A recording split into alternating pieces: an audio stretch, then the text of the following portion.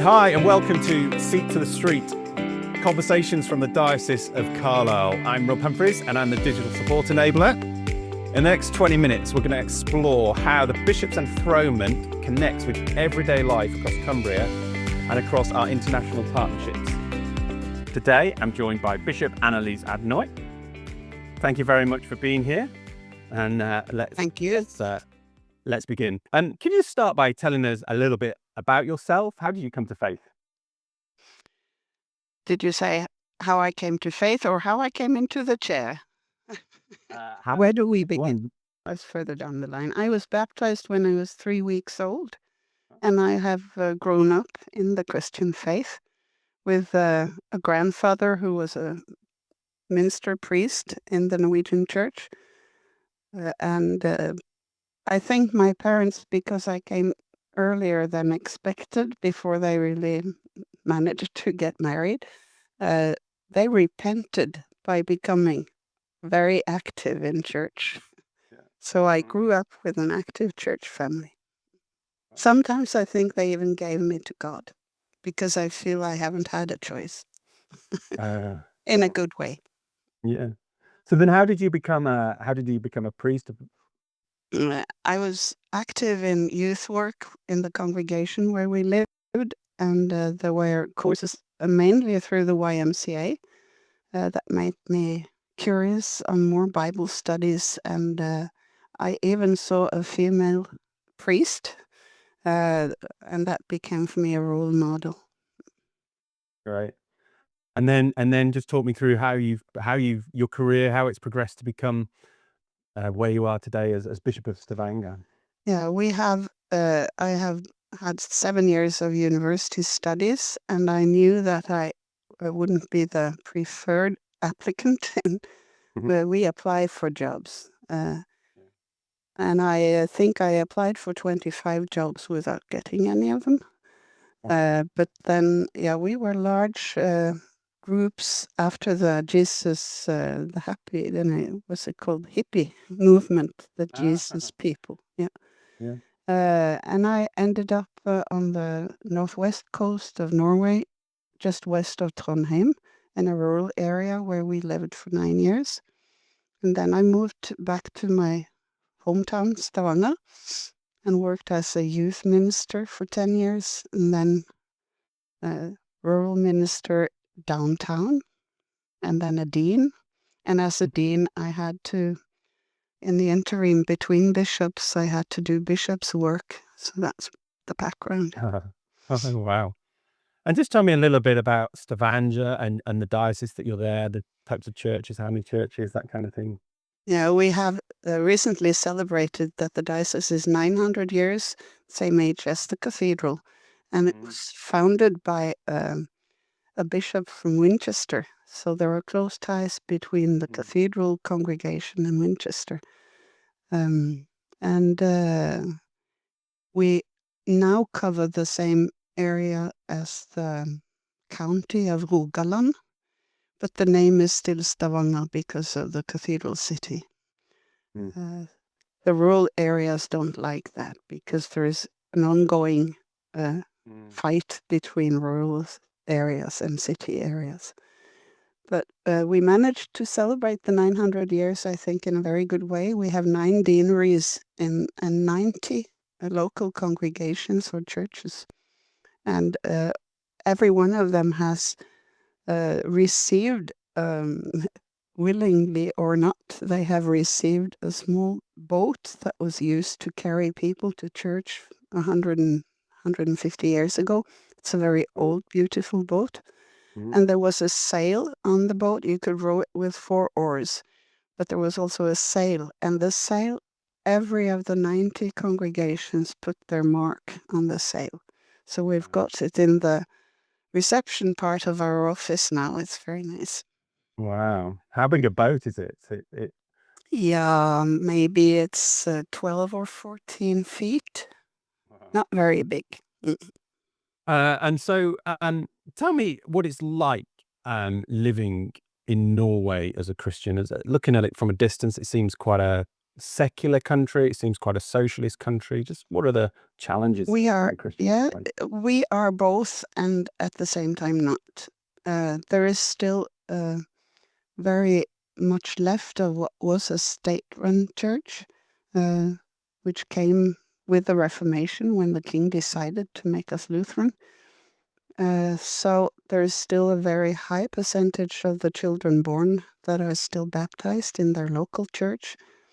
And among the members that are 14 years old, around 70 or 80% of them choose to follow confirmation classes. And we have for 25 years now run a program to give the baptized children knowledge about how to live as a Christian.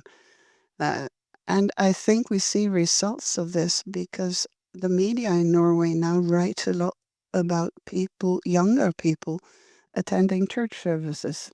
They come alone. They don't seem to connect with anyone in the service room in the church, but they come, and the Bible Society tells us that they sell more Bibles than ever, and their impression is that young people buy Bibles. Wow. So in a way, it's okay to be Christian, and at the same time, we have a history of revivals where being a Christian was following a very strict line and maybe behave in special ways. Ladies shouldn't cut their hair and blah blah. Never wear makeup, and I think that this revival movement with the pietistic ethos has made us very shy to call ourselves Christian, because if a Norwegian says I'm Christian, then they think that you fit into that mold. Right. Um, and so then the partnership with the Carlisle Diocese and Stavanger. Do you want to just talk a little about that? Tell us how that's worked, how long it's been going for, and As- I have heard that it has lasted for around 50 years. And when I visited Carlisle, I think in 2018, before I was officially made bishop, it was a beautiful church in Carlisle. Looking forward to seeing it again. But then I heard that my father-in-law, who was then Dean of Stavanger, had been there and signed the agreement. So it runs in the family almost. yeah. But what I noticed was that we share a lot of the challenges with meeting young people in a way that they can take to heart. And I really don't like speaking about young people as one kind, because they're as different as old people. But we attended a gathering in God for All, and I think that was amazing how you have managed to connect to other denominations and non-denominations. Yeah. Yeah. And so I think we have something to learn. That's good. And why is the link important for Stavanger and for Carlisle? Very often we are nearsighted. Is that a word in English? I don't know. But, Yeah, yeah, absolutely. okay. And we need to lift our eyes and pray for others. And I know that Carlisle and Winchester are prayed for in the services every Thursday in our cathedral. And I think it's also important for people who work in the Norwegian church to know that our economic and social status is not always, it's not the same always all over. Yeah. So, Yeah.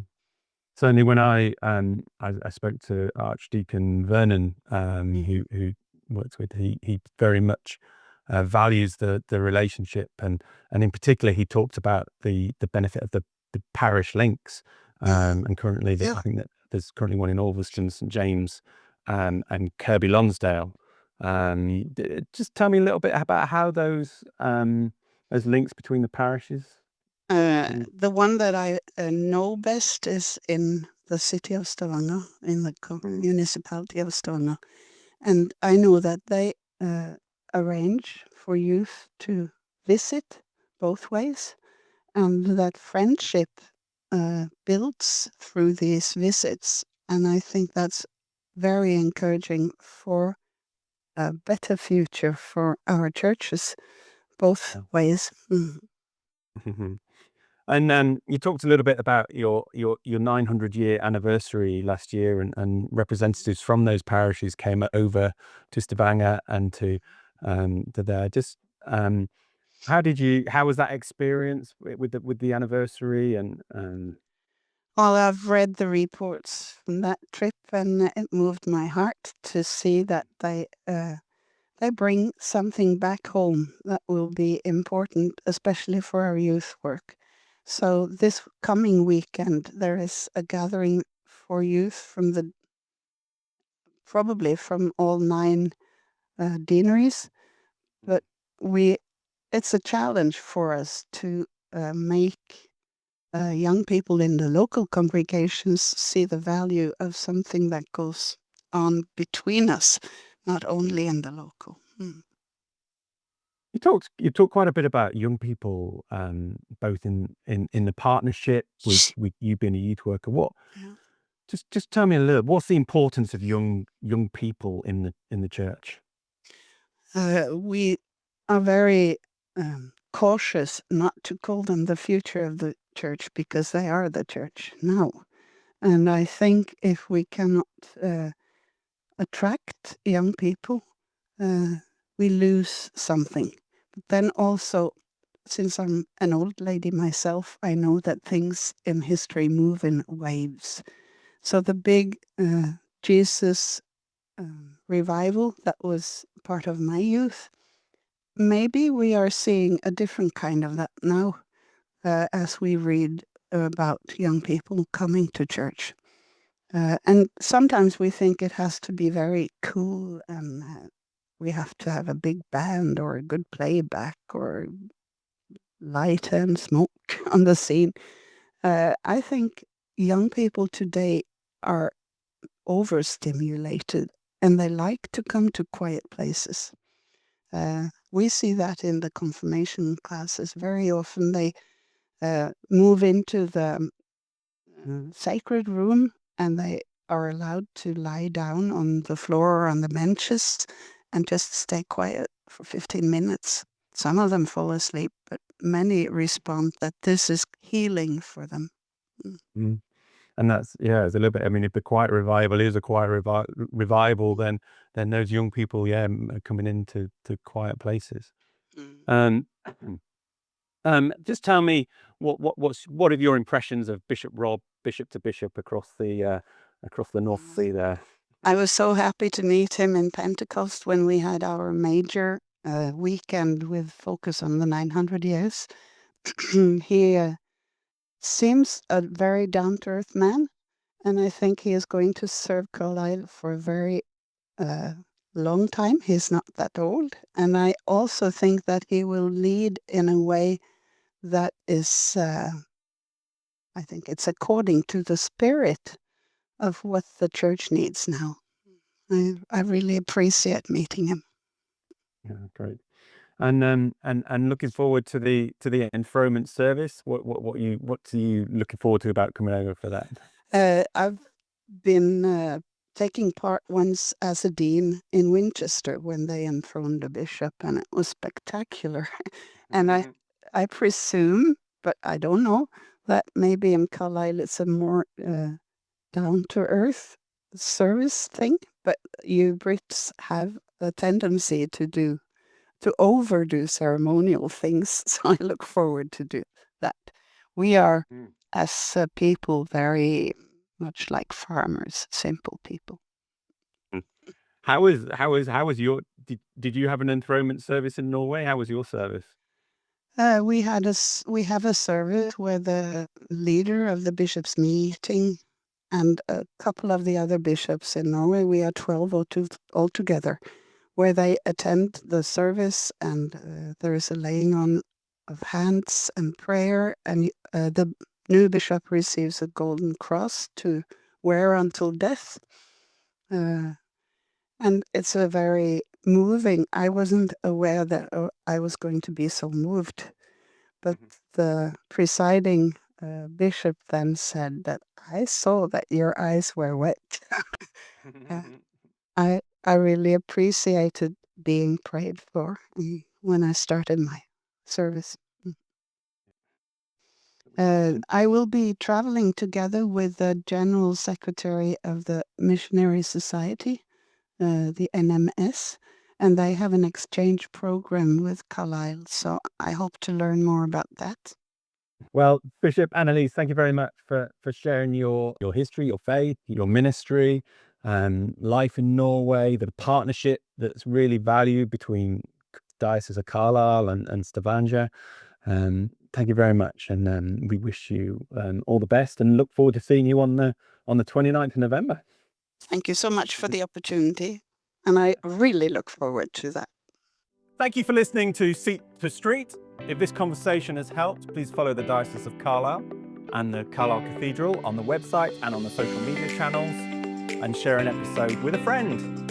As we look forward to the Bishop's Enthronement at Carlisle Cathedral on Saturday the 29th of November at 2 p.m, please keep our churches, schools, communities and youth workers in your prayers. See you next time.